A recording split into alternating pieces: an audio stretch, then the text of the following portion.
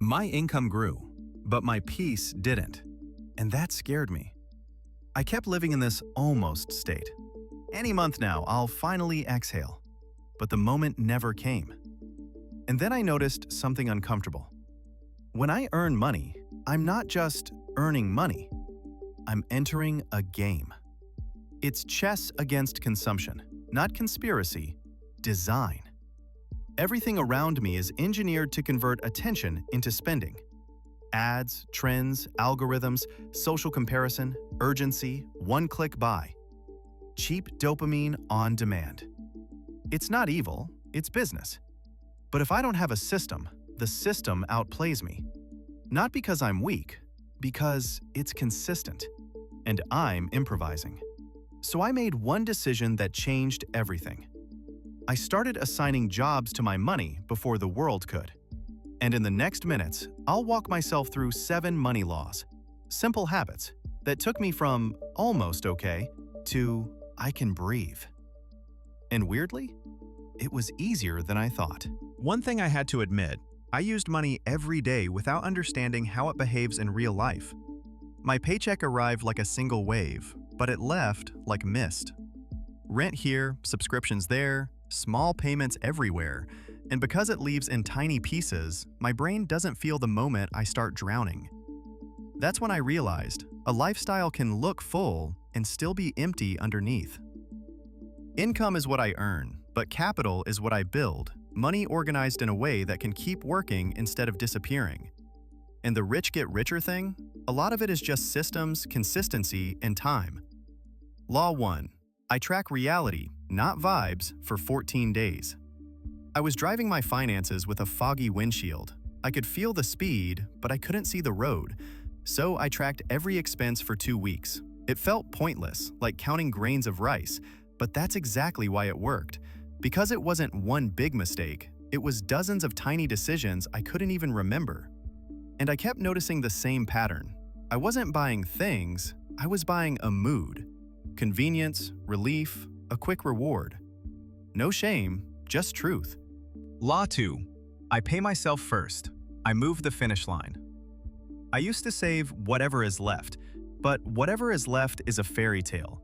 So when money arrives, a small piece leaves immediately to future me. I treat saving like rent I pay to my future. Not a mood, not a promise, a default. And I started small on purpose, because at the beginning, it's not about the amount, it's about identity. I'm someone who keeps money. Law 3. Debt is borrowing from my future, money and peace. Debt isn't just I owe money, it's a loan from my future, both money and calm. I thought I was paying for life today, but really I was renting my future peace. And the weirdest part? I acted like someone else would repay it, like future me was a different person. But future me is still me. That shift made me more careful, not out of fear, out of respect for my own future. Law 4. I built a calm fund. I bought silence. A buffer didn't make me rich, it made me less fragile. Law 5. I give every dollar a job, so impulses can't hire it. Unassigned money is an unclaimed taxi. Anything can hop in and take it somewhere. So I keep it simple. Essentials, future, guilt-free fun. And when I want something random, I don't ask, can I afford it?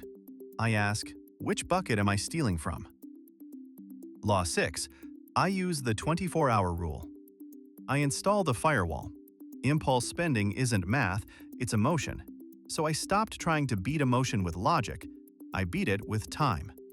If it's not essential, I wait 24 hours. Not never, just not on autopilot. Law 7.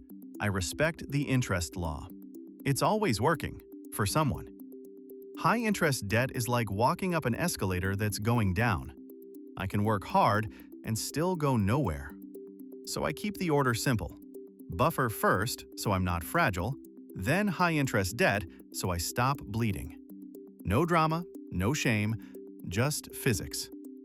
And I treat compounding like a story, a snowball. My job isn't to make it huge today, my job is to keep it rolling and stop kicking it apart. Now the part I keep coming back to. I catch myself wanting to make it dramatic, like I have to stop enjoying life to get my money together. But that's not what I learned. I was living on autopilot, and in a world designed to drain me, autopilot is expensive. And if I take only one thing from all of this, my biggest turning point wasn't a huge sacrifice. It was the smallest intentional step, saving my first $50 on purpose. It sounds tiny, but it broke the old pattern. It proved I could tell my money where to go instead of wondering where it went. So the next move is always the same: small, intentional, repeatable, until it becomes who I am. And here's what I didn't expect. Once I had a system, money stopped feeling like a number and started feeling like pressure or relief. Like I could literally feel the difference in my body. I noticed I had two versions of myself. One sees a number in my account and thinks, okay, what can I buy? The other sees the same number and thinks, okay, what can I build? And the difference is autopilot. Autopilot is when my money has no plan, so my emotions become the plan. Stress becomes a purchase. Boredom becomes a purchase. A bad day becomes a purchase. And the crazy part is, it feels small in the moment, but later it adds up like weight I didn't notice I was carrying. So I started doing this little autopilot audit. Not forever, just sometimes. When I'm about to spend, I ask myself 3 questions, and I answer honestly, like I'm talking to myself in the mirror. 1. What feeling am I trying to buy right now? 2. What problem am I trying to avoid right now? 3. If I buy this, what does future me lose? Money, peace, or options? And I'm not trying to be perfect, I'm just trying to stay awake. Because that's the real upgrade nobody warned me about. When you start building a gap, even a small one, you start buying something that isn't for sale in stores. Optionality. The ability to say no. The ability to leave. The ability to breathe when life hits you. Not because you're rich, but because you're not fragile. And I think that's why the first $50 mattered so much. It wasn't the amount, it was the signal. I can interrupt the pattern. I can keep a promise to myself. I can give my money a job before my emotions do. And once I proved that to myself, I couldn't unsee it. I didn't magically become disciplined. I just stopped pretending future me was someone else. So I'm keeping it simple. One small move, repeated, until the almost feeling finally turns into calm.